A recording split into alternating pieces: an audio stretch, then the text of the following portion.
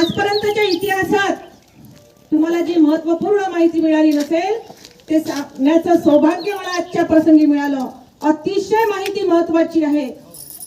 मला सांगा, 26 नोव्हेंबर 1949 रोजी आपल्या देशाचं संविधान लिहून तयार झालं होतं, पण त्याची अंमलबजावणी 26 जानेवारी 1950 रोजी झाली. आणि मग 26 जानेवारी हाच दिवस का, याची माहिती ऐका बंधूंनो, मनपूर्वक ऐका आणि आपल्या मेंदूच्या कप्प्यामध्ये राखून ठेवा आणि हृदयामध्ये सुद्धा ती माहिती ठेवा. 26 जानेवारी हा दिवस का, 25 का नाही, 24 का नाही, 21 का नाही, फेब्रुवारी महिना का नाही, तर ऐका. 15 ऑगस्ट 1947 ला आपल्याला स्वातंत्र्य मिळालं जरूर, पण 150 वर्ष इंग्रजांनी आपल्यावर राज्य केलं होतं. या 150 वर्षामध्ये काँग्रेसची मोठी मोठी अधिवेशने व्हायची, काँग्रेस पक्षाची मोठी मोठी अधिवेशने व्हायची संपूर्ण स्वातंत्र्यासाठी. आणि लाहोरला एक मोठं अधिवेशन झालं. तो दिवस होता 31 डिसेंबर 1929. लक्षात घ्या, 31 डिसेंबर 1929. आणि रावी नदीच्या काठी लाहोरला ते अधिवेशन झालं आणि पंडित जवाहरलाल नेहरूजींनी सांगितलं की आपण संपूर्ण स्वातंत्र्याचा ठराव पास करूया, संपूर्ण स्वातंत्र्य आपल्याला मिळायला पाहिजे. आता इंग्रजांची गुलामगिरी आपल्याला सहन करायची नाही आहे.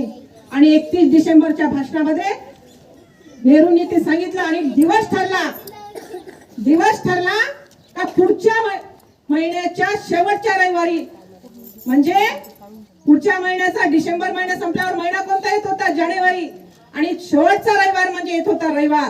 तो दिवस उजाडला 26 जानेवारी 1930.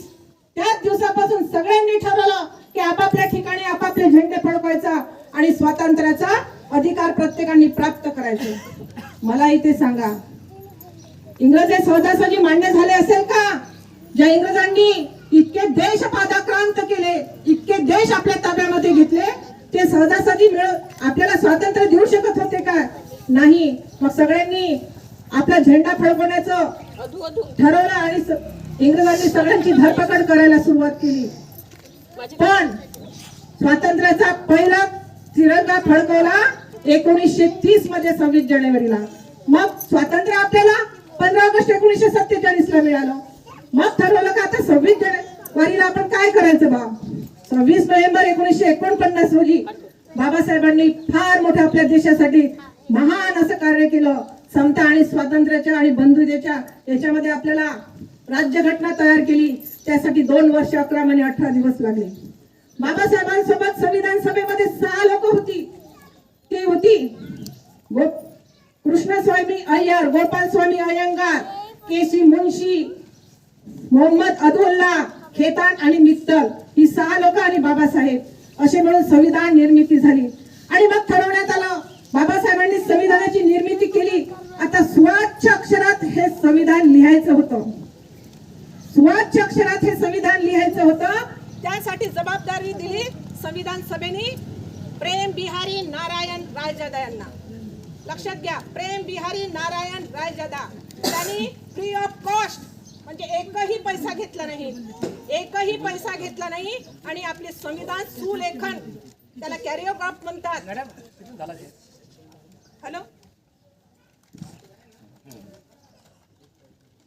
हॅलो, संविधान लिहिलं कोणी?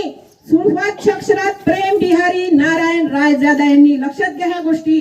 आणि त्यासाठी त्यांना 6 महिने लागले. आणि इटालियन फॉन्ट मध्ये ते संविधान लिहिलेलं आहे. आणि संविधानामध्ये पाना आहे, संविधानाच्या पुस्तकामध्ये 251 आणि 395 आपल्यासाठी कलमे लिहिलेली आहेत. एकही चुकी प्रेम बिहारी नारायण रायजादांनी केली नाही. आणि बाबासाहेबांनी सुद्धा त्यांच्या पाठीवर बक्षिसाची अशी कौतुकाची थाप मारली होती त्या काळामध्ये. आणि फक्त त्यांनी एक अट मान्य करायला लावली होती की त्या संविधानाच्या प्रत्येक पानावर माझं नाव राहील, प्रेम बिहारी नारायण रायजादा, शेवटच्या खाली. आणि शेवटच्या पानावर त्यांच्या गुरुचं आणि त्यांच्या आजोबांचं. ही अट संविधान सभेने मान्य केली आणि निर्मिती केली डॉक्टर बाबासाहेब आंबेडकरांनी. म्हणून या महान लोकांना आज आठवण्याचा दिवस आहे. 1930 मध्ये असं ठरवण्यात आलं होतं डोमिनियन प्रकारचं आपल्याला स्टेटस भेटेल. डोमिनियन प्रकारचं स्टेटस म्हणजे काय? का तुम्ही राज्य तुम्हीच कराल, परराष्ट्रीय धोरणे तुम्हीच राबवाल, पण हेड ऑफ स्टेट इंग्लंडचा राजा राहील. त्याला कडाडून विरोध केला लाला लजपतराय आणि पंडित जवाहरलाल नेहरूंनी, आणि संपूर्ण स्वातंत्र्याचा अधिकार आम्हाला मिळाला पाहिजे. म्हणून बंधूंनो, 26 जानेवारी हा दिवस म्हणून प्रजासत्ताक दिन म्हणून साजरा करतो.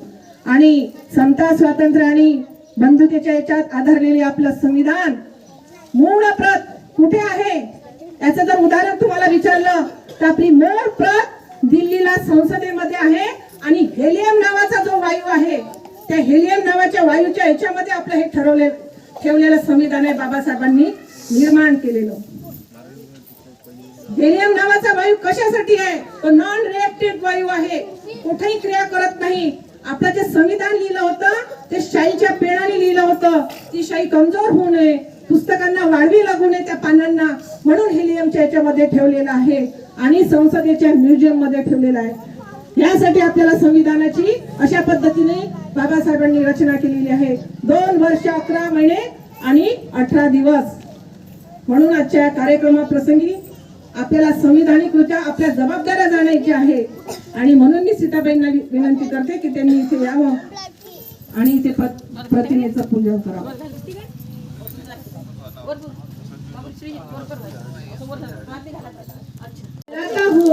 मैं भारत का संविधान हूँ, सबको राह दिखाता हूँ.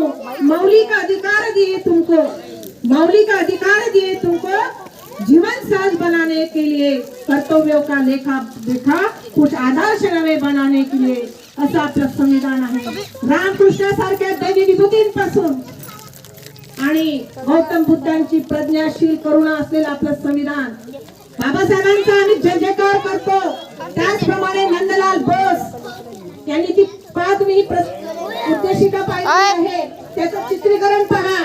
रवींद्रनाथ टागोरांच्या शांतिनिकेतन मध्ये असलेल्या नंदलाल बोसांनी रामकृष्णासारख्या विभूतींपासून आणि शिवाजी महाराज, आपली मोहनजोदडो संस्कृती असो की सिंधू संस्कृती असो, छत्रपती शिवाजी महाराजांची तलवार असो की झाशीच्या राणीची प्रतिज्ञा असो, सगळं त्याच्या वर्णन केलेलं आहे. असे 25 लोक आणि नंदलाल बोस यांनी त्यांचं एक चित्रीकरण केलेलं आहे. त्यावेळेस सुद्धा बाबासाहेबांनी त्यांना शाबासकीची पाठीवर थाप दिलेली होती. असं आमचं संविधान 2 वर्ष 11 महिने 18 दिवसामध्ये तयार झालं. 395 कलमे लिखित स्वरूपाची आहे. लक्षात घ्या, मूळ संविधानात 395 कलमे ही लिखित स्वरूपाची आहे. त्यामुळे कोणी श्रेष्ठ नाही, कोणी कनिष्ठ नाही, ही भावना आपल्या मनामध्ये निर्माण झाली. संविधान मला काय देते? संविधान मला श्वासात माझं संविधान मला कसं जगायचं हे शिकवते. संविधान मला काय देते? संविधान मला जबाबदारीनं वागायला शिकवते. संविधान मला काय देते? संविधान कोणी श्रेष्ठ नाही, कोणी कनिष्ठ नाही, ही भावना आमच्या मनामध्ये नेते. संविधान मला काय देते? संविधान मला एक साधा व्यक्ती, चहा विकणारा व्यक्ती देशाचा पंतप्रधान बनू शकतो. हे संविधान मला सांगते की बाबासाहेबांनी दिलेलं संविधान आहे. संविधान मला काय देते? एक ऑटो चालवणारा व्यक्ती महाराष्ट्र राज्याचा मुख्यमंत्री बनू शकतो. हे संविधान मला शिकवते. संविधान मला संविधानिक अधिकार शिकवते. संविधान मला नागरिकांचे अधिकार शिकवते. संविधान मला मूलभूत अधिकार शिकवते. संविधान असा धर्मग्रंथापेक्षाही असा ग्रंथ आहे की त्या संविधानाच्या भरोशावर आपला देश चालतो. त्याचा उदोउदोपण आपल्याला आज गरज आहे. हर घर संविधान हा उपक्रम आपल्या गावामध्ये राबवायचा आहे याच्यानंतर. आणि तुम्हाला बंधूंना एक सांगते, उद्देशिका तुम्ही ठेवली जरूर. उद्देशिकेच्या बाजूने संविधान जर आपण ठेवलं असतं अजून आपला त्याचा स्वाभिमान आणि अभिमान आपल्यासाठी वाढलेला असता. आपण पुढच्या वेळेस मात्र निश्चित हे करू. अशा प्रकारचं हे संविधान 2 वर्ष 11 महिने 18 दिवसामध्ये तयार झाला आहे. आणि हा भारत देश आहे. भारत देशामध्ये गौतम बुद्धांची शांतताही चालते आणि कृष्णासारख्या दैवभूमींचं कार्यही चालते. भारत कोई भूमि का टुकड़ा नहीं है, जीता जागता राष्ट्र पुरुष है. ये चंदन की धरती है, अभिनंदन की धरती है, ये तर्पण की धरती है. ये दर्पण की धरती है। यहाँ का कंकर कंकर हमारे लिए शंकर है, यहाँ का बिंदु बिंदु हमारे लिए गंगा जल है। हम जिएंगे तो इस भारत के लिए और मरेंगे तो भी इस भारत के लिए। मरने के बाद हमारी अस्थियां गंगा जल में भिगो दी जाएगी।